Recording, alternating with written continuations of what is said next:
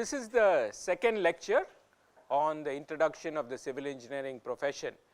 In the first lecture we had discussed what civil engineering is all about, what civil engineers are expected to do, and this lecture we are going to look at what are the different specializations within civil engineering and what they cover and what the scope would be in each of these cases. So, these are the different civil engineering specializations that you see here, starting from say the environment and looking at environmental engineering, how we interact with the environment, how should we take care of the environment.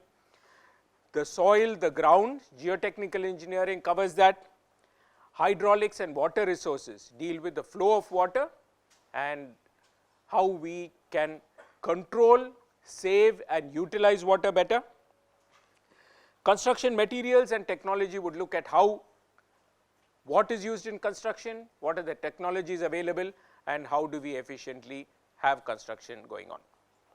Structural engineering deals with the design, analysis of structures that we want to construct.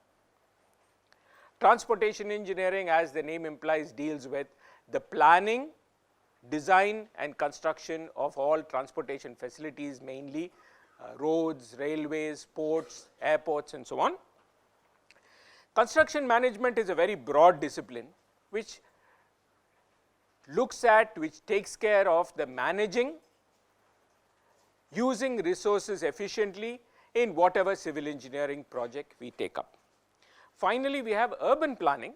Sometimes it probably comes first before anything else starts, to look at where cities should come up, how they should develop and even projecting how they will develop in future. We will start with environmental engineering.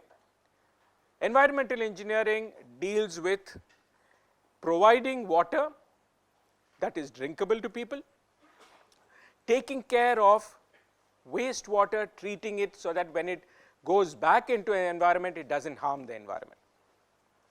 So, at the top you see a picture of a wastewater treatment plant, where there is water that is coming from sewage of households and industry, treated such that it can be put back into the environment.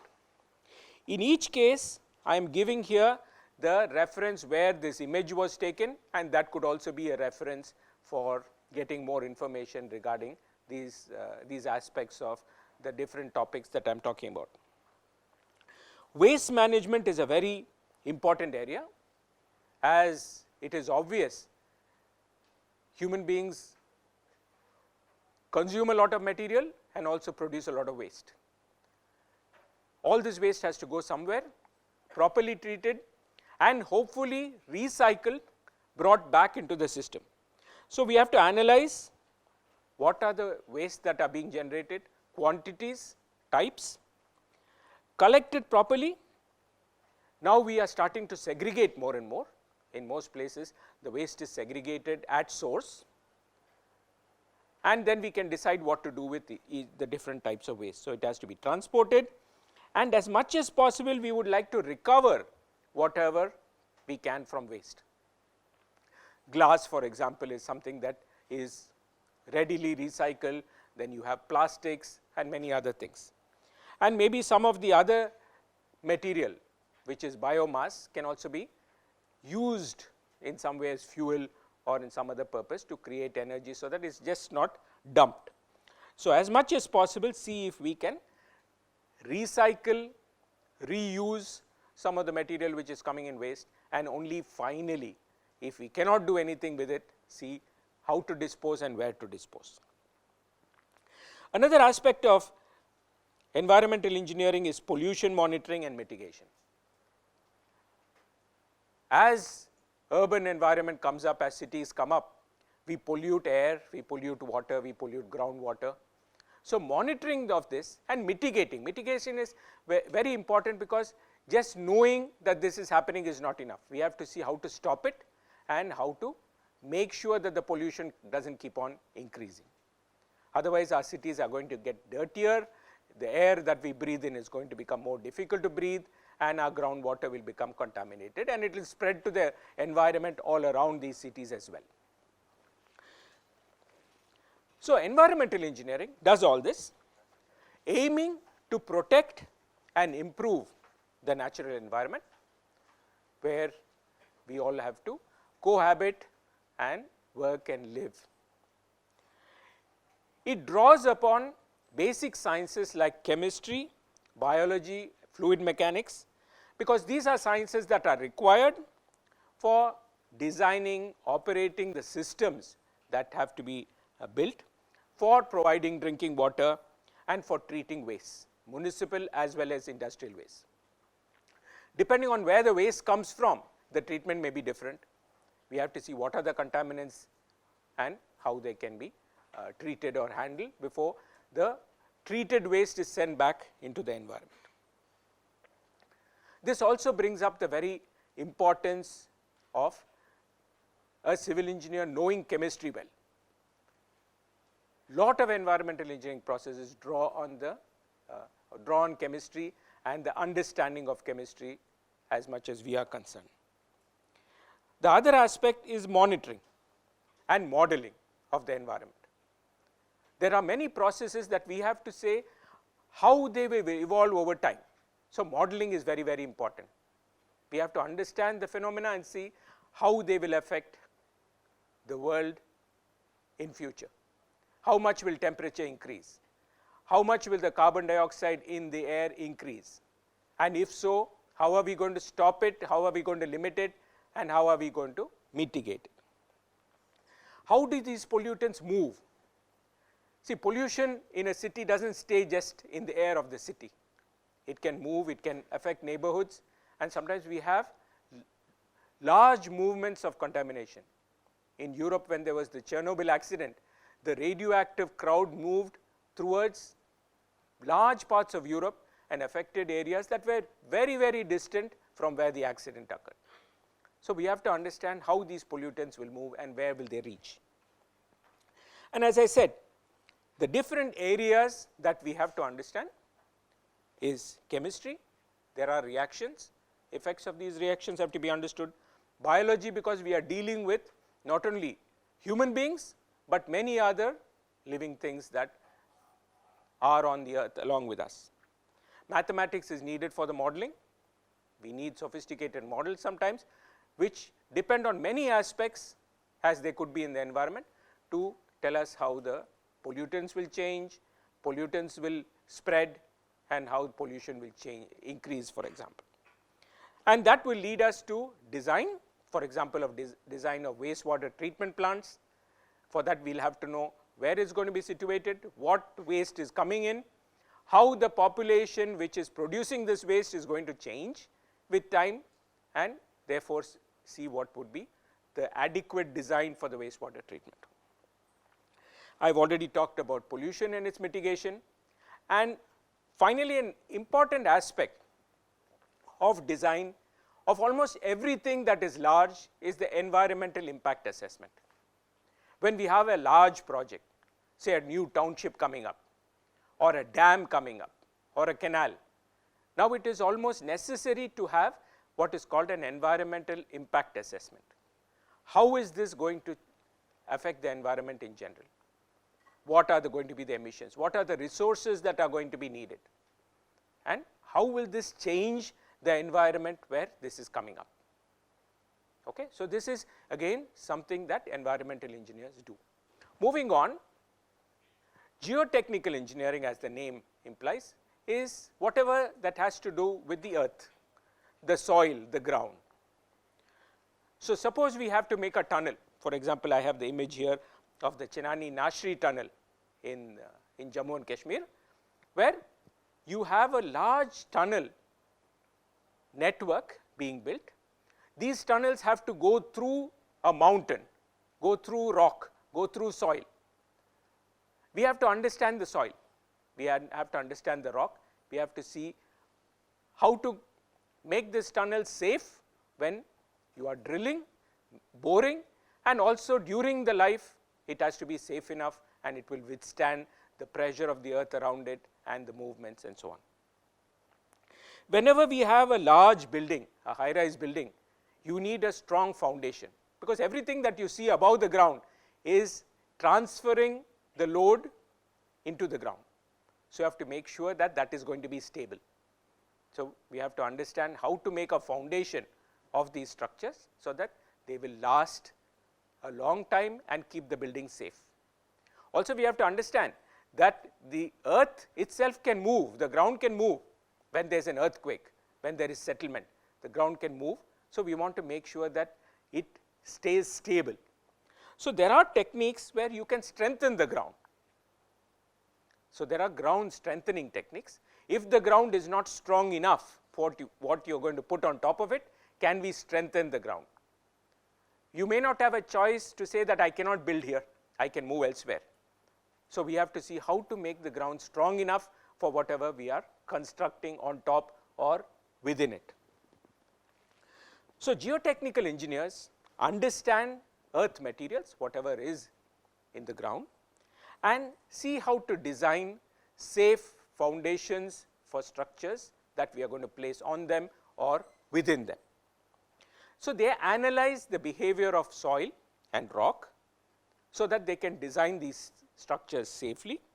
The structures could be high-rise buildings, could be pavements, underground facilities. We talked about tunnels. In India, almost all the major cities are having metro tunnels, and surely we will have these projects running for several decades in India and other parts of the world. So, these are structures which are mostly or at least partially under the ground, and we have to make sure that the drilling process, the excavation is done safely, economically, and the structure once it is constructed is safe enough for transportation to occur through it. So, underground structures are becoming more and more important. We also need underground structures for containment of waste. Suppose we have radioactive waste, we have to store it safely. We cannot have leakages, we cannot afford to have this waste escape into the environment. So, we need containment vessels, we need containment structures that will keep contaminated waste or waste that could contaminate in a protected place. I have already talked about foundations. So, foundations are the substructure which holds the structure, superstructure that we see above the ground. Retaining walls are those that prevent soil from moving. Say if you have a slope, you have an excavation, you do not want collapse of the soil to occur. So, there we have retaining walls. Tunnels I have already discussed. So, anything that is on the ground, under the ground, needs geotechnical engineers to study the situation and tell us how to go about it. And for this, the geotechnical engineer has to understand mathematics well, because there is a lot of modeling of the response required. Physics, of course, they have to understand soil mechanics, how the soil will deform, move, shift. There are a lot of theories which tell us how the soil will behave, how rock will behave, and how will they fail. We also need to know how failure will occur, so that we can prevent it and we can design for loads that will not cause failure.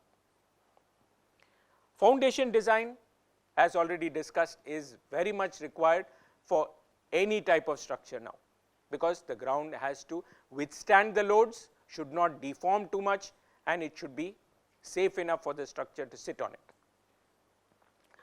Slope stability is very important, because we have areas where you have to cut through mountains, hilly areas, and when you make a cut, you leave a slope that could become unstable and collapse. And we certainly do not want that to happen. So, we have to understand how to cut a slope so that it does not collapse, and if it has a potential for collapse, what should we do to maintain the stability of a slope. Seismic engineering is everything to do with earthquakes. Earthquakes, as we all know, involves the shaking of the earth. It can be vertical, horizontal, and combination. So, if you have a structure sitting on the earth and the earth is moving, the structure could fail, the soil could become loose, liquefy, settle, crack, and so on.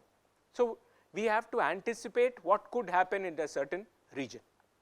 with more and more knowledge in seismic engineering, we are designing better our structures for such type of actions that come from earthquakes. I've already talked about underground structures. The best example that is closest to most of us is metros. We use subways and we want them to be safe, because we cannot make transportation within a city without metros nowadays. So everywhere we have metro construction happening, and we want to understand the best way to construct and keep these structures safe. Another aspect which deals with the ground is how water flows on the ground, hydraulics and water resource engineering. So there are large structures like dams that have been built over the course of history. We still build large projects which involve dams, where water is stored for irrigation, drinking water purposes, and also to generate electricity. It is one of the cleanest ways to generate electricity. So we have several large projects which are hydroelectric projects, which provide this pressure due to the buildup of water that can be used to generate electricity. These are all massive projects because they involve making a huge reservoir that can collect the water, and the impact on the environment, on people, is tremendous. So they have to be done properly and safely. This water is often transferred to the places that we require them. This is an example of a canal in Rajasthan, where a desert land can be converted to a livable place where you can have irrigation by having proper canals. So this will require us to understand where to store the water and how to move the water. The water has to flow by gravity, so we have to understand how to make it flow in the direction that we want to, and it should reach the place that we want to. And sometimes disasters happen, say in floods. This is an image from a recent Chennai flood. And we find that sometimes there is too much rain, there is too much of flow of rainwater, and that could flood unintentionally, obviously, a city that is inhabited by a lot of people. So here again, our hydraulics engineers will have to estimate when this could happen, using statistics, using the knowledge of historical data. They have to guess what would be the maximum rainfall that is reasonable to use in design. And if this rain falls, how is it going to be handled such that it doesn't become unsafe for the city, for the people, and for the businesses in the city. So there is a lot involved in storing and conveying water. On the other hand, also we are worried on protecting too much water from coming into the city and destroying the city and its people.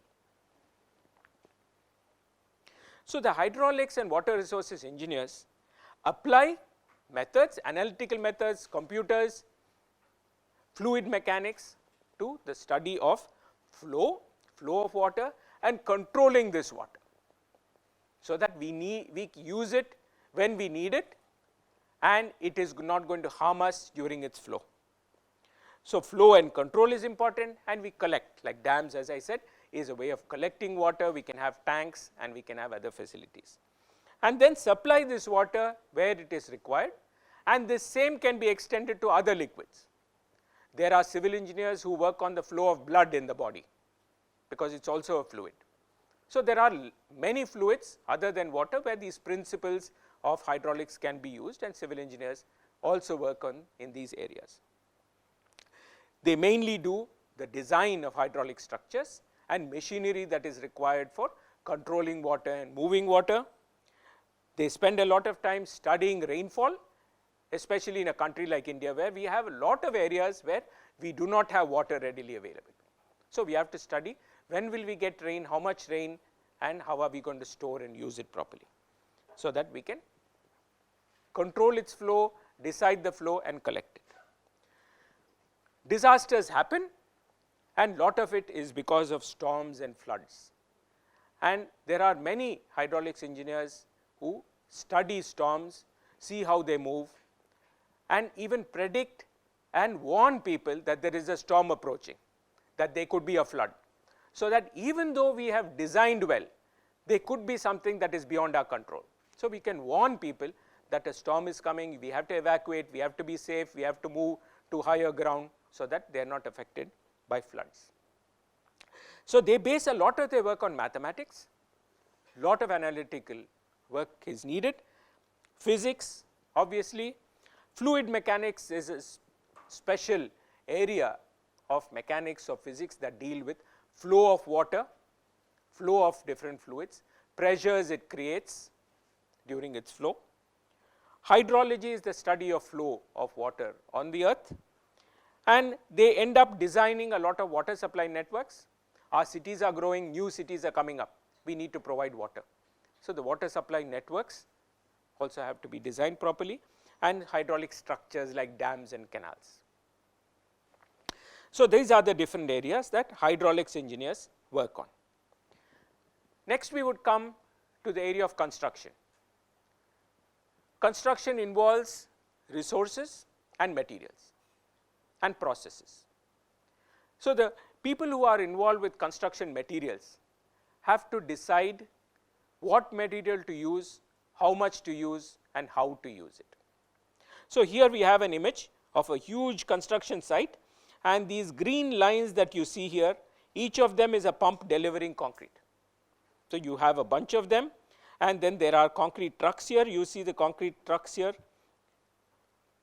and this is now going to go into this huge construction site where probably the foundation of a very tall building or set of buildings is coming up. So a construction materials expert has to know which concrete to use, how much should be delivered, how it should be delivered, and that the construction technologist has to see what are the equipment required so that this material will be delivered correctly and on time. We see here some cranes. So material has to be lifted during construction. How many cranes do we require? What is the type of crane required? Has to be decided by somebody who is going to tell us what type of technology is best suitable. Here actually you have a tower, and as the tower is building up, the crane is going up by itself. So the crane is also sitting on this tower itself. You see here the crane is attached to the tower. So as the tower is growing, the crane sort of moves itself up. So it's always above the tower so that it can lift things and put on top of a tower. Concrete might seem a very mundane material. Everybody thinks that they know everything about concrete. But there are people like me, for example, who do a lot of research on concrete. And now the new thing which is the buzz is 3D printing, and if we 3D print everything, why not concrete? So this is an image of 3D printing of a wall with concrete. So you don't need to have a mold or a formwork. You can just pour concrete and it stands up. This is being done in polymers, it's being done with metals and many other materials. So the construction materials and technologist will look at what are the materials, resources required for the construction to be done properly and efficiently.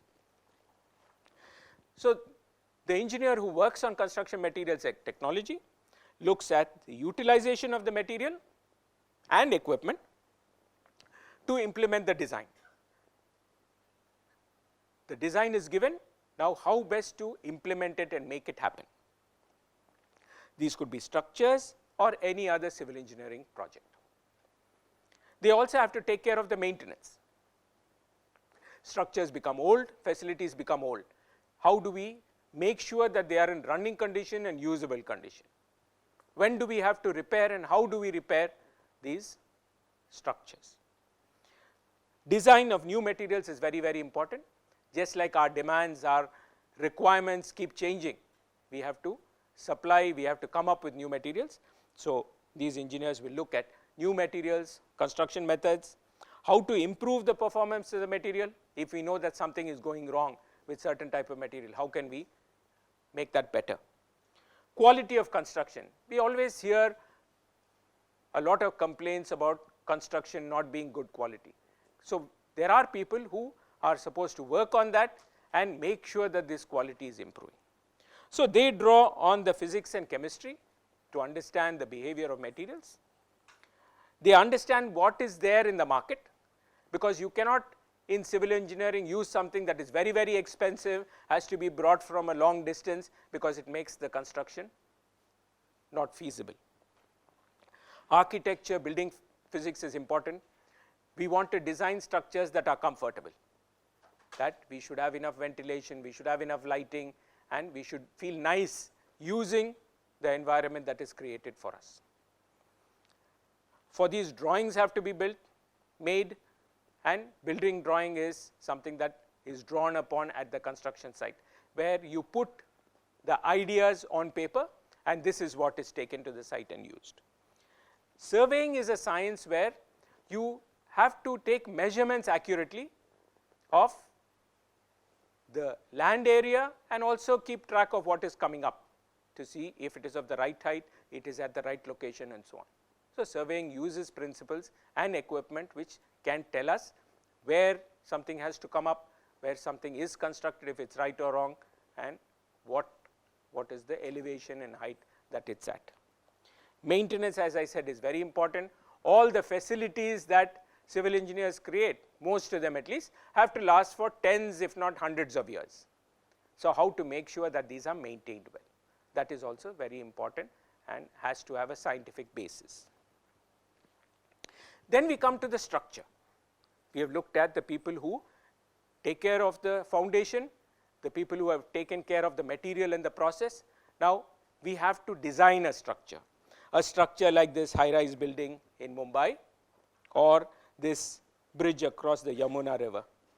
This is a cable-stayed bridge where you have a deck over which the traffic is flowing, but the deck has to be kept across the river, and you have cables which are holding it up. These cables are tied to this huge tower which is above the bridge.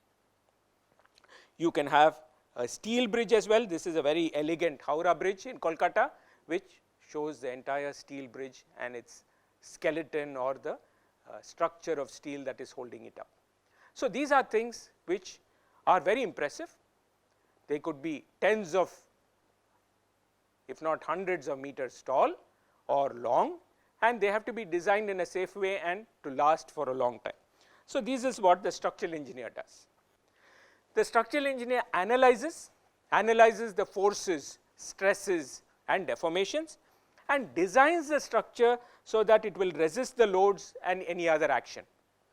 The loads that are coming because of the people using, the weight of the materials, movements due to wind or seismic action, and still last for a long time. And when they last, we want to make sure it is functional. What do we mean by functional? It should be fit for use. If there is a bridge, but the bridge has deflected a lot, or as the car is moving across it, it moves 1 meter. It may not break, but it is not functional. Similarly, if you sit in a building and for the least wind that you can have, it moves a lot, nobody is going to use the building.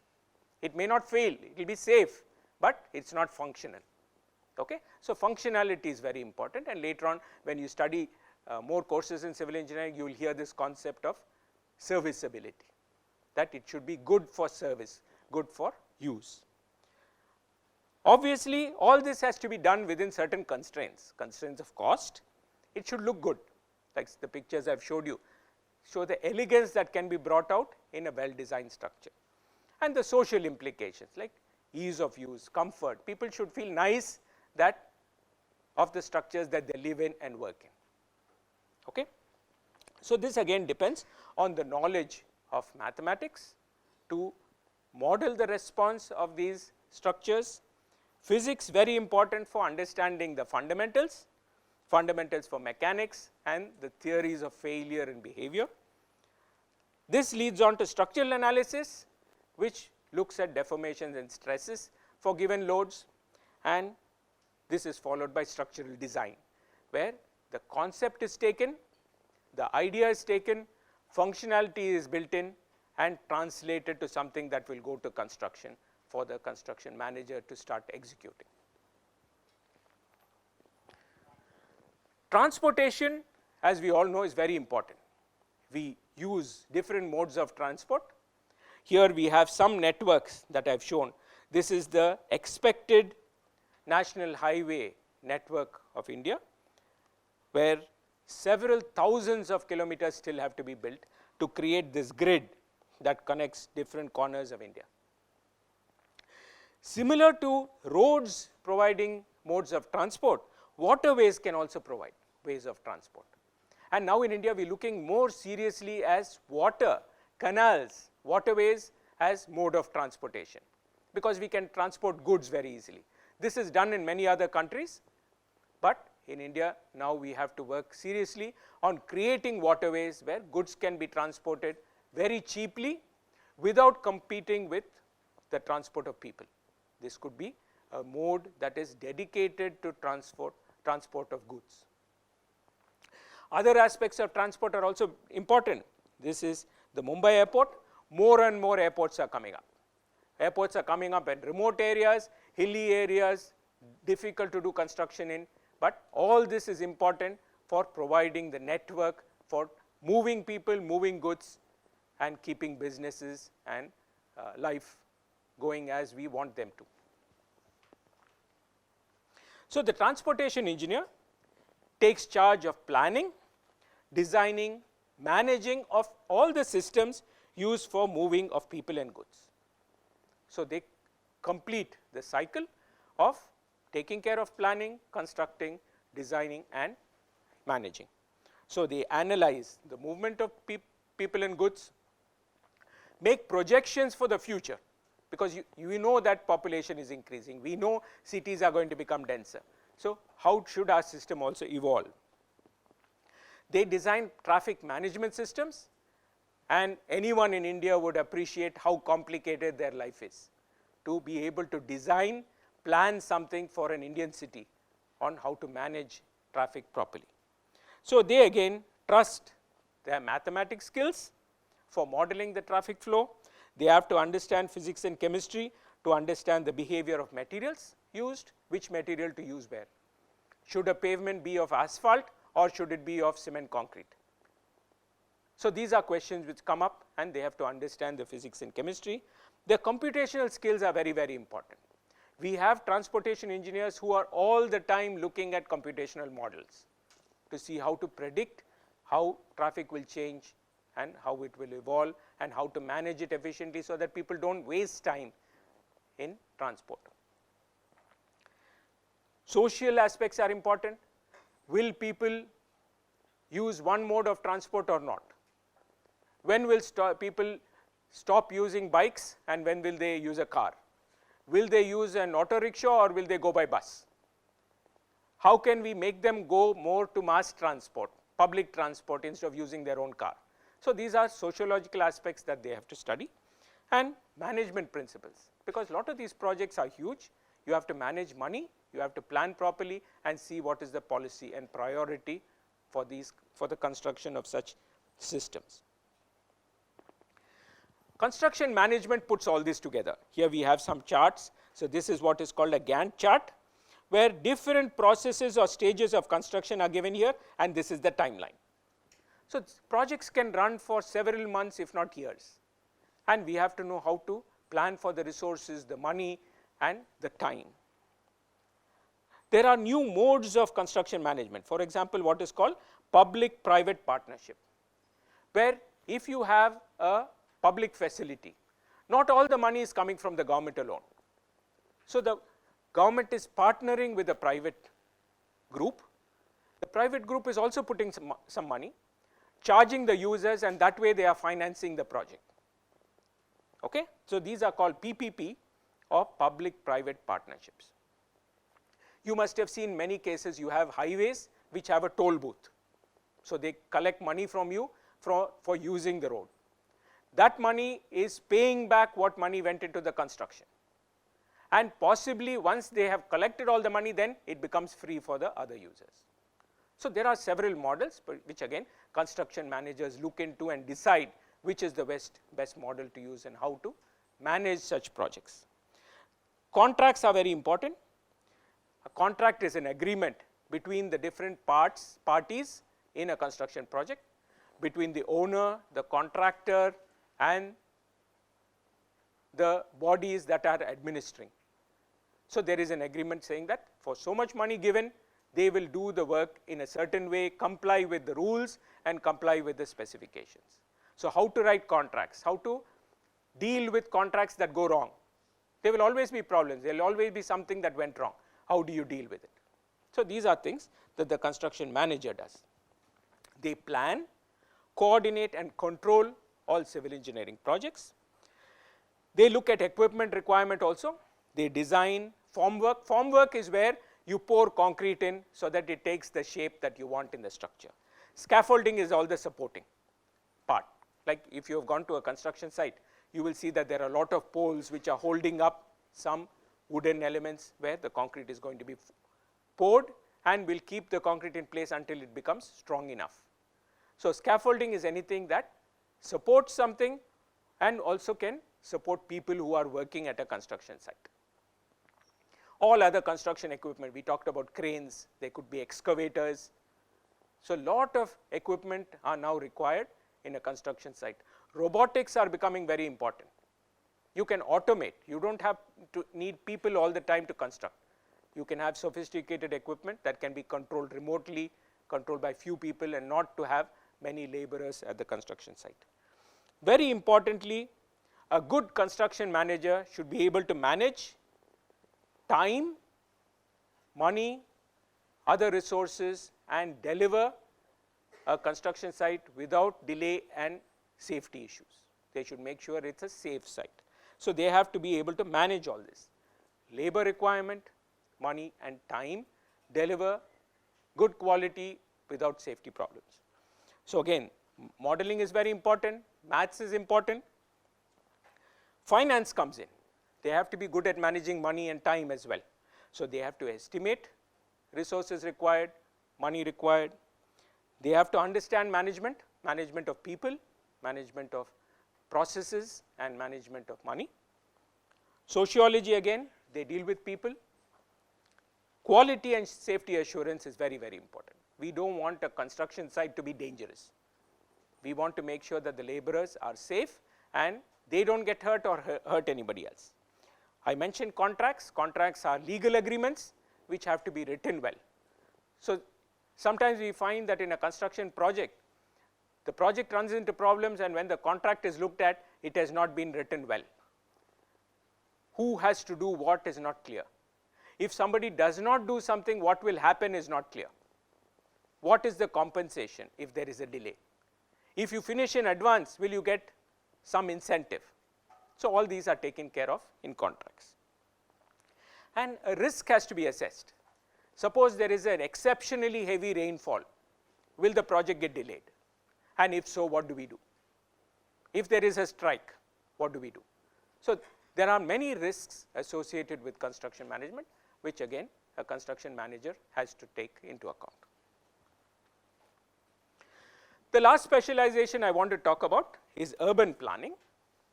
So urban planners decide sort of how a city will grow.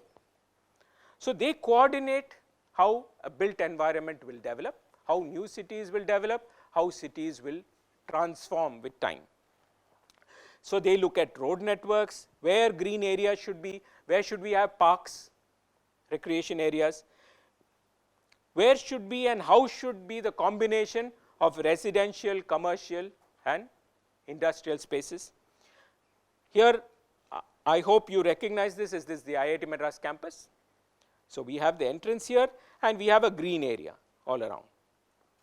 Right? We have a green area running here which has been set aside for animals and for greenery. Then we have a residential area, then we have an academic area and a student area. So this is how the master plan was done in the 1960s. And the growth of the campus has sort of followed this. So this gives the main arteries. So you have a roads running through the campus and there is a place where the hostel sector has grown. Instead of randomly putting one hostel here, here and here, there is a certain plan, there is a certain concept that student facilities should be grouped together so that students can approach easily. Students should be able to reach the academic zone easily, otherwise they'll be late for class. Sometimes even putting it close, they'll be late for class, but at least we try to put them as close together. They don't have to cross from one end to the campus to the other. The people who are here with families, they are put close to the gate so that they can go to the children's schools, they can go out without having to cross the whole campus. So there are plans, there are concepts, there are needs why these things are done. So these are based on architecture, transportation, services, where to put the substation for electricity, where to put the sewage treatment plant, where to put these water tanks that we have in different parts of the campus. Balance between how much should be the open space and how much should be built space. How would this campus grow? So when this campus started, we would have had few hundred students. This became a few thousands, even as recently as about 10 years back.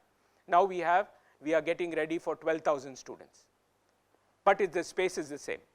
So we need a plan to understand how a campus or a township will grow and how to make it grow properly instead of randomly. So these are the different specializations of civil engineering, and it gives you a flavor of all the different aspects we need.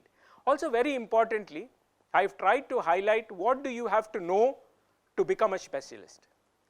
Why we have to understand maths, physics, chemistry, biology and other sciences, because they form the basis for what we are going to do later. If you have to analyze, you have to know certain things before you do it. So that is why you start off with revision of basics, strengthening the basics in many aspects before you go deeply into civil engineering. So to end this lecture, I thought on a lighter note, we'll see some things which are put up as jokes about us civil engineers. This is one diagram, if you can see. They started building a bridge. On one side they started building, another side they started building, and then when they reach the middle, they find that they're slightly off. So the civil engineering comes with a lot of responsibility. There's nothing like a small mistake. Whatever mistakes you do have a huge impact. Okay? So the responsibility of the civil engineer is very high. So that is why we are always very careful as a civil engineer, because if you make a mistake, it could have a huge impact and there's no getting back. So the impact is very strong. So here you have Superman trying to arm wrestle a civil engineer who doesn't look very strong, but he has so much in him that he has that impact which is possible. No? So civil engineers control so many things. If they do something, it has an impact on a lot of things. So the strength is inside, it's inherent to the civil engineer. This is a wedding procession. This is a wedding procession of two civil engineers getting married. And you can see here that they're standing on the excavator and followed by a procession with all their friends in the excavator. So the commitment is there. If you are a civil engineer, you are set all your life that to civil engineering, and you can't get out of the mode of civil engineering. Further, civil engineering is everywhere. Lot of you would have seen Harry Potter, right? This is a shot from The Prisoner of Azkaban, where you have Harry and his friend Ron flying with his car, and below them they see this very nice bridge. You might have noticed the car, but you may not have noticed the bridge, right? This is that bridge. This is a real bridge in Scotland, built more than 100 years back, 380 meters long. This is the Glenfinnan Viaduct, 21 spans, and constructed with mass concrete. No steel, just by the form. We'll talk later about architecture and structural analysis. Just the form was such that it needed no steel, and just the concrete could take all the loads and last for more than 100 years. So you can imagine this was the Hogwarts Express, and it needed this bridge to take Harry Potter and his friends to school. So civil engineering is everywhere. Civil engineering can also be a lot of fun. We think of civil engineering structures as massive structures which are always heavy. We can make light structures as well. Concrete, we think, is so heavy that it will sink. But these are boats, canoes made out of concrete. concrete was used quite a lot to make ships in the early part of the previous century, because during the wars they did not have enough metal to make ships. So they made boats out of concrete, some are even still floating. But more recently, since the 70s, there is a competition which is called the concrete canoe competition, where a canoe, a small boat is made with concrete and people race with them and see who wins.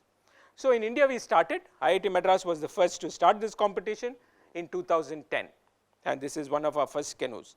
So I am hoping that those of you who are at IIT Madras or want to come to IIT Madras will participate and make sure that you can make a nice canoe that doesn't sink and it will make you go fast over the water.